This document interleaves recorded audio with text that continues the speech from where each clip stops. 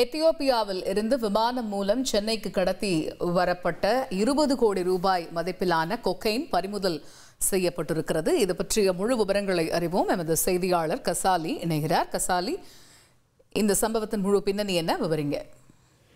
சென்னை மீனம்பாக்கம் விமான நிலையத்திற்கு ஆப்பிரிக்காவில் உள்ள எத்தியோப்பியா தலைநகர் இதிலிருந்து விமானம் சென்றது. இந்த விமானத்தில் பெருமளவு போதைப் பொருட்கள் கடத்தப்பட்டு வருவதாக மத்திய வருவாய் புலனாய்வு பிரிவு அதிகாரிகளுக்கு தகவல் எடுத்து இதையடுத்து மத்திய வருவாய் புலனாய்வு அதிகாரிகள் விமானத்தில் கண்காணித்த போது கென்யா நாட்டை சேர்ந்த சுமார் 28 மதிக்கத்தக்க வாலிபர் ஒருவர் சுற்றுலாவில் செல்ல வந்தார். அவர் மீது சந்தேகம் அடைந்து அவரது உடைமையை செய்த போது சாக்லேட் பாக்கெட்டுகள் இருந்தன. அந்த சாக்லேட் பாக்கெட்டை பிரித்து பார்த்தால் அதில் கொக்கைன் போதைப் பொருட்களை சாக்லேட் போய் தயார் செய்து கொண்டு மறைத்து கடத்தி வந்தது கண்டுபிடிக்கப்பட்டது. இந்த வாலிபர்களும் சுமார் 2 கிலோ கொக்கைன் போதைப் பொருட்களை மத்திய வருவாய் புலனாய்வு பிரிவு அதிகாரிகள் பறிமுதல் செய்தனர்.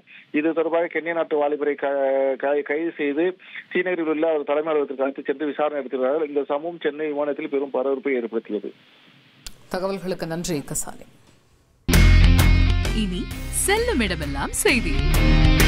தந்தை டிவியின் வாட்ஸ்அப் சேனலை ஃபாலோ பண்ணினா செல்ல இருக்கும் இடமெல்லாம் செய்தி.